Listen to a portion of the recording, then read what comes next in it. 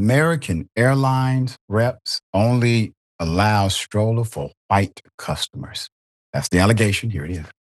So this morning at 5 a.m., two exhausted parents traveling with two sleeping babies, we've flown countless times. We were told by American Airlines staff that our stroller, the same stroller we've gate checked without issue on Southwest and United, had to be dropped off at baggage. No empathy, no compromise, just refusal. But what broke us wasn't just the grilling walk through TSA with heavy children in our arms.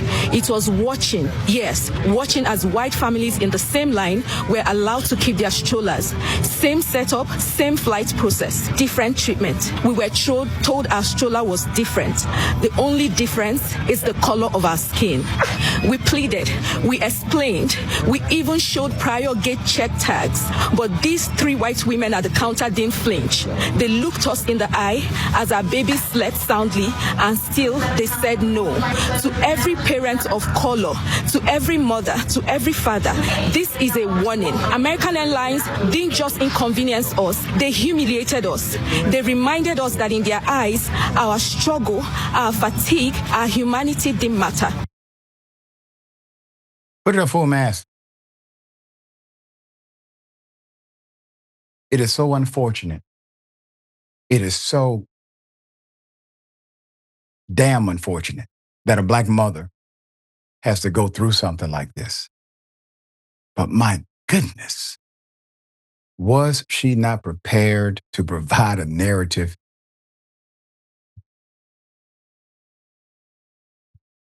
According to Atlanta Black Star, American Airlines is under fire for allegedly discriminating again after black parents were not allowed to check a stroller at the gate, while white parents on the same flight were allowed to do so. But this wasn't just any stroller. It was a mobility aid for the couple's 4-year-old daughter who was in need of such aid due to a disability that prevented her from walking unassisted in the public. She has been plagued with panic attacks since the incident. So that's illegal, obviously, to deny someone their capacity to be mobile. The mother claimed that there were 3 white American airline employees who scoffed at her predicament and refused to even read the medical paperwork. You don't have to produce it by law, madam. They can't make you produce it by law. Who's training these people? All right. So instead, the mother said they instructed her to check the stroller in as baggage, asking, quote, "Can't you carry your own child?" What? Yeah. Can't you carry your own child? End quote. Atlanta Black Star reached out to American Airlines for comment, but nothing by press time. The incident happened on July 12th. And the mother's video details in significant sequence. She did a remarkable job giving us the details to this story, including a close-up of previous gate check tags on the stroller in question.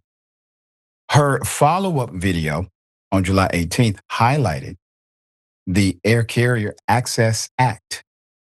That's a federal law that protects people with disabilities while they travel. Quote, "The law is on our side," she stated. Indeed, strollers can be considered protected mobility devices for children with disabilities, and they must be allowed as carry-ons at no extra cost. That is the law. Airlines must allow assistive devices as carry-ons in the cabin free of charge, consistent with safety rules, reads the Airline Passengers with Disabilities Bill of Rights from the U.S. Department of Transportation, which also states that assistive devices must not be counted against the passenger's carry-on limit. And who advocated for those laws? The same individuals who utilized them. They worked, lobbied. They did not have powerful, rich Fortune 500 companies supporting them. They did it the old-fashioned way. They had to fight for it, unfortunately. But they won. They never should have had to fight. And now they have to fight again. Here's why. One, you have basically untrained, maybe, or just inhumane individuals working there. Two, who's going to enforce the federal law? That's the part. Who's going to enforce this? You have a significant lack of manpower for that same authority to even look at a case like this from the federal government. All right, there's more. So over the past 2 years, we've seen a whole lot of this. We've covered it, multiple incidents involving Black passengers and American Airlines in particular. Now, I told you, American Airlines, that if it continued to happen, we'll talk about a pattern. Now you have a pattern. From rapper Juvenile being downgraded from his first class seat without his permission, to a woman being kicked off a flight because a white passenger felt threatened, but there was no threat. And then we had a retired judge on the show. She was falsely accused of assault. They called the police on her. Police comes to arrest her when they land and says there's no crime here. To 3 Black men being kicked off a flight due to alleged body odor. There's more. To a Black man falsely accused of trafficking his own wife by airline staff. I got more. To airline staff losing a passenger's $27,000 prosthetic leg and only offered him $600 for his trouble. And finally, a Black flight attendant fired after defending himself from a passenger who attacked him. And we played the video. It was easy. Once again, he was fired. So let's go ahead and put him up for a mask. Ladies and gentlemen, introducing to you American Airlines CEO, Robert Isom. Hello, Robert. We are going to get well acquainted this year, sir. All right. David, thoughts here? I don't know whether American Airlines is a racist airlines or not, but they certainly do have racist employees, and they have a pattern of enabling those employees and doing nothing. So at this point, American Airlines has to choose.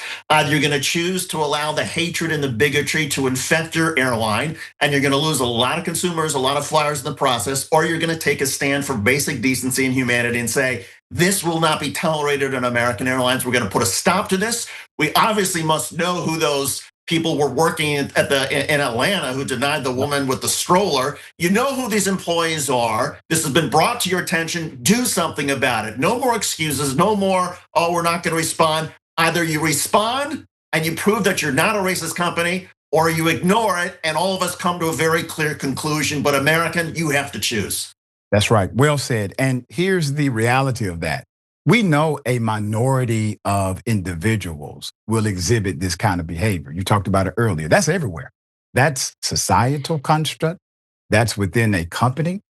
But if the company decides to not do anything about the 1% to 2% of individuals doing the most, well, they have also told you what their culture is. And that becomes the judgment or the conclusion that takes place. Police officers try to nuance this argument a lot. Well, most police officers are good. How? If most cops are good, that means the culture would be good, which also means the individuals who are corrupt, that's the last place they would be able to work.